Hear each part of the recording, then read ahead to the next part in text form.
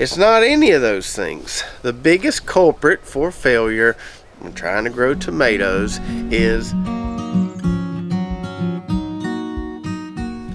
What's up, Lazy Dog fam? Hope all you are having an awesome day. It is Thursday, January 30th here in South Georgia, and now that it has warmed back up around here, it's time for me to get some tomato seeds started in our little greenhouse. So in today's video, we're going to talk about the biggest issue that backyard gardeners face when growing their own tomatoes, and I'm going to give you some tips and tricks as far as how to solve that issue.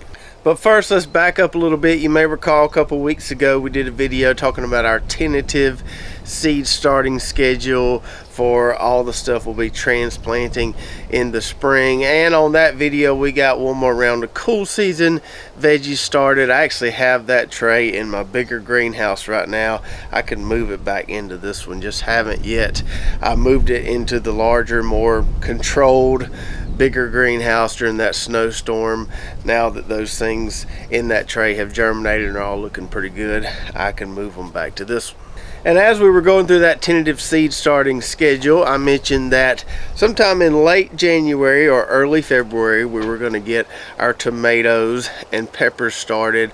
I also mentioned if you're growing any eggplant, good time to do that as well. I told you that it generally takes about 6 to 8 weeks to go from seed to a nice viable tomato transplant, and given that our intended in-ground date down here is usually mid-March to the end of March, if we start now into January, early February, 6 to 8 weeks, that should put us right on track.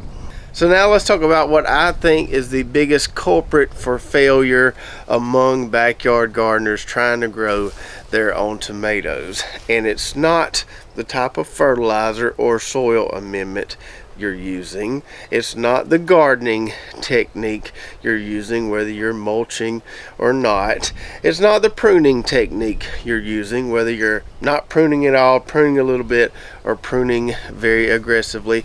It's also not the pest control program you're using, whether you're spraying certain products or maybe even not spraying at all. It's not any of those things. The biggest culprit for failure when trying to grow tomatoes is not picking the right variety or varieties.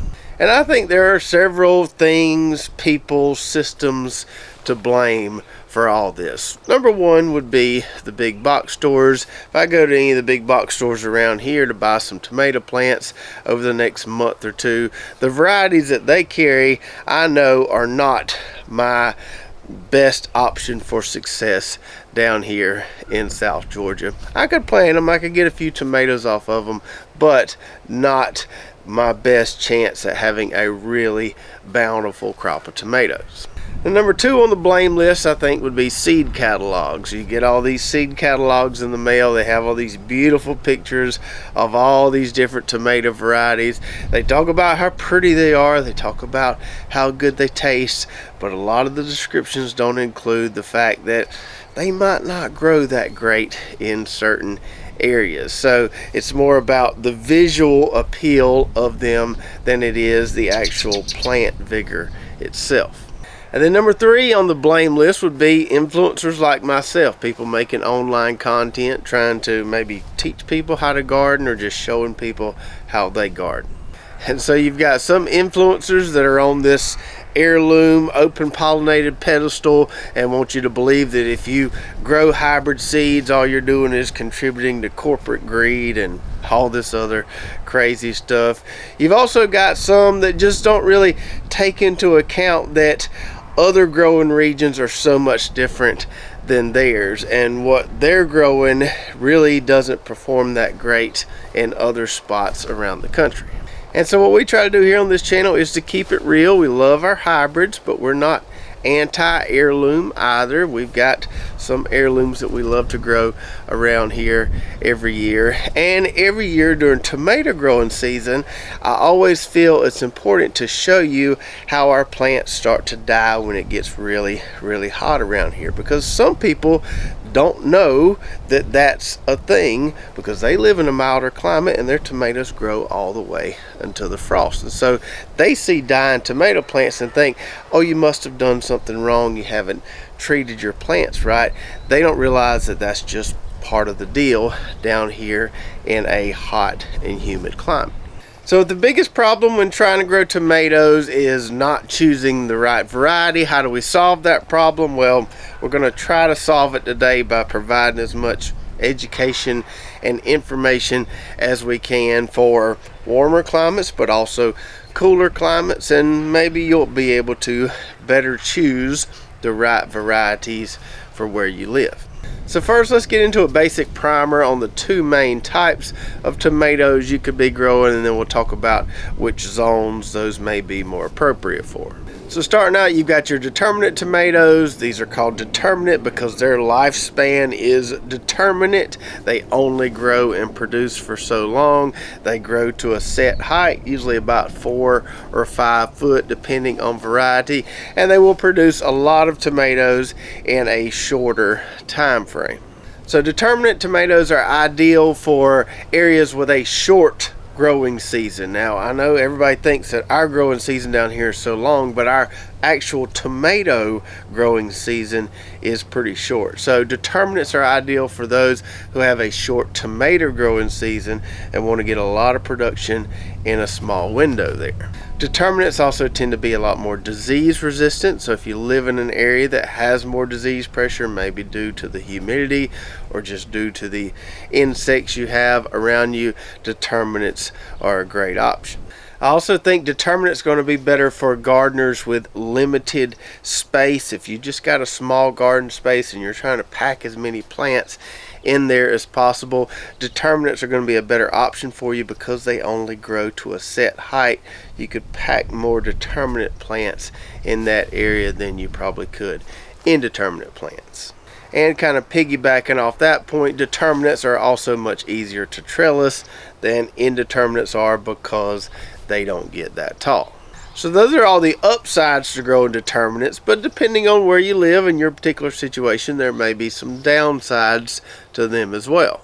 And so like I mentioned earlier, these determinate tomatoes have a determined lifespan. They're going to produce a bunch of tomatoes in just a few weeks there, and then they're done. If you're wanting more slow, steady production, determinates may not be for you. Determinate tomato seeds, which are most often hybrids, are generally a good bit more expensive than heirloom or open pollinated tomato seeds. So if you're on a tight budget with your garden, you might not want to spend what it costs to buy some of these determinate tomato varieties. And lastly, as a lot of the heirloom or open pollinated proponents like to point out, a lot of these determinate or hybrid varieties are not as flavorful or even colorful as a lot of the indeterminate varieties out there. And while that used to be a really good argument, it's not as good of an argument anymore because the taste and flavor on a lot of these modern day hybrids is actually pretty dang good. The seed breeders have came a long way and started to really focus on taste and flavor. So a lot of the newer hybrids out there are pretty top notch. So that's determinates. There are some pluses, but there are also some minuses. Now let's talk about indeterminates. So indeterminates grow indefinitely or indeterminately. They will grow all the way until your first frost, assuming you live in an area where it doesn't get hot enough to kill a tomato plant. So indeterminates are perfect for milder climates with a really long tomato growing season. Like I said, we don't have a long tomato growing season down here, but areas with a long tomato growing season where they can plant a tomato plant and it grows and grows and grows all the way until the fall, indeterminates are perfect for that type of climate. And because they grow for so long, you're going to get that nice sustained production from those indeterminate plants. Now, within a given week, if you take an indeterminate plant, compare it to a determinate plant, that determinate plant might produce more tomatoes within that single week. But because that indeterminate plant is growing for much longer, over the lifespan of that plant, you would end up getting more tomatoes. So if your goal is to just have a few tomatoes every single week for, months at a time, Indeterminates are a great option. And the one big benefit of Indeterminates that most people are going to claim is just the vast number of varieties out there that you can choose from. So many different colors, shades of red, pink, orange, tomatoes with different colors on each individual fruit, some really meaty tomatoes, some really huge tomatoes, just beautiful and also really tasty tomatoes. Probably the best tasting tomatoes are going to be Indeterminate tomatoes. However, as was the case with the Determinates, there are always some downsides. And with the Indeterminates, one of the big downsides is that they are much more difficult to trellis as compared to Determinates. Even though our tomato season is relatively short down here and all the plants are going to die by the end of July anyways, I still struggle trellising Indeterminate tomato plants sometimes. And so I couldn't even imagine having a really long growing season, how I would keep those plants supported for that long.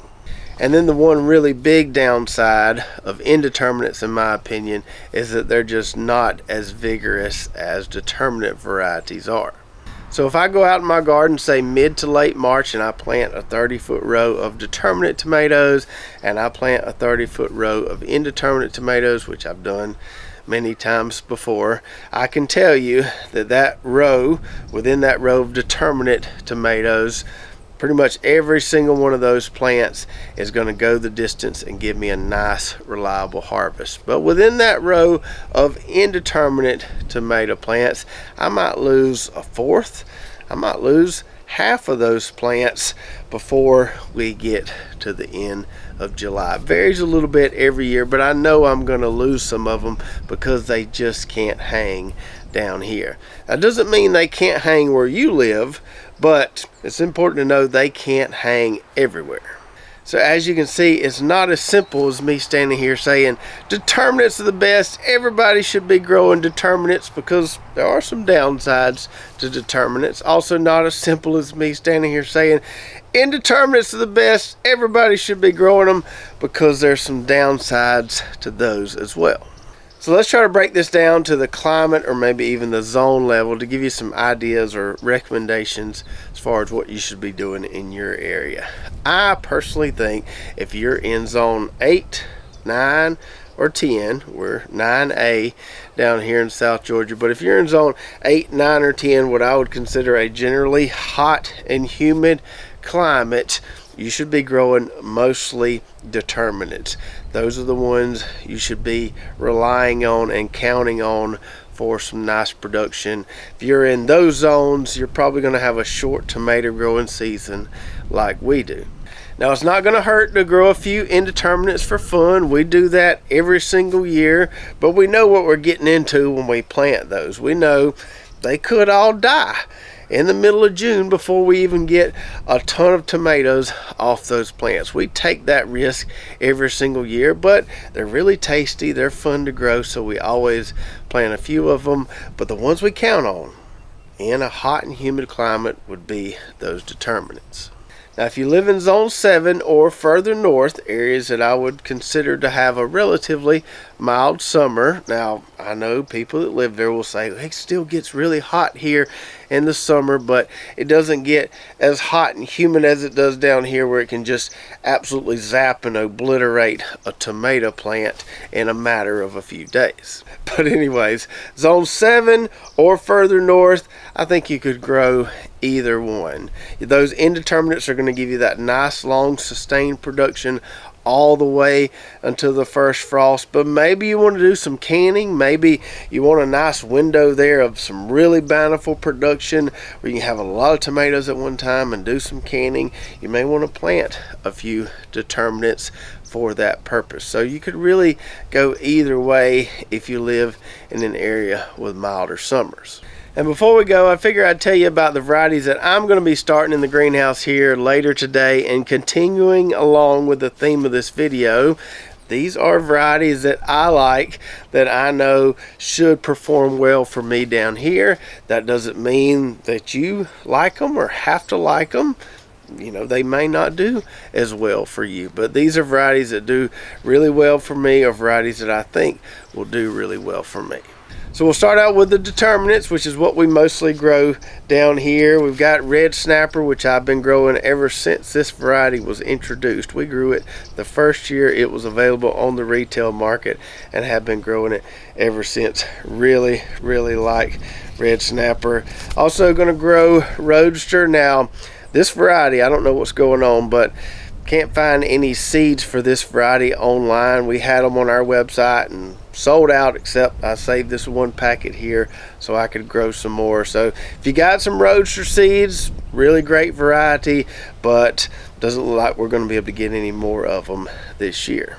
And then we've got this one right here, which I'm really excited to try. This is a variety called Firebird. Never grown this before. Has a very similar description or set of characteristics as Red Snapper does. Supposed to be a little more deeper red color, a little more crimson color in Firebird as compared to Red Snapper, but the disease resistance package on this one looks phenomenal. Super excited to give Firebird a try. Not cheap by any means, but I'm excited to put it side by side with two of my other favorites, Roadster and Red Snapper, and see how it does. And then the last Determinate I have here is one we tried last year, a gold or orange Determinate tomato. This BHN 871 did really well for us. Not necessarily as productive as a red Determinate tomato, but close enough, and the flavor on these was really good. And then we've got a few Indeterminates we'll grow. Like I said, I've got this variety here called Turkey Creek. A viewer from Kentucky, I believe, sent us seeds for this variety a few years ago. We grew it and just loved it, and have grown it every single year. Makes some really nice, just meaty, really acidic tomatoes. So we're huge fans of the Turkey Creek. Grew this one for the first time last year, Cherokee Carbon, and really liked it. Just some huge plants. We got a lot of tomatoes off those plants before the heat eventually got them. This right here, what a lot of people are calling high looms, so hybrid tomatoes that kind of mirror an heirloom. So this one kind of mirrors the Cherokee Purple tomato, which is an heirloom. I think these high looms are going to be the next big thing. I think you're going to see a lot more of these developed, because you've got a lot of people like myself that can't really grow a Cherokee Purple that well, but you make a hybrid version of it with a little more vigor, like this Cherokee Carbon here, and then we can grow it decently down here. And then we've always got to grow a few cherry tomatoes, and I'm a big fan of the orange cherry tomatoes, the ones that taste a little more citrusy as opposed to just sweet. And so we've got this variety here called Citrine that's supposed to be crack resistant, doesn't split as much as some of the other orange cherry varieties out there. So really excited to try it. So if you want to grow some of those same varieties we're growing, you know where to find the seeds. But the main thing I want you to take away from this video is understanding which types are going to perform best where you live. You should be growing those types, not necessarily what we grow or what some other influencer grows, but what varieties were designed better for your climate. And if you're planning on growing some Determinate tomatoes for the first time and want to know how in the world you're going to trellis these short bushy plants, watch this video right here. We'll show you how we do our Florida weave trellis on those Determinate plants. Keep them nice and upright even when they get loaded down with tomatoes. So check that out, and we'll see you next time right here at Lazy Dog Farm.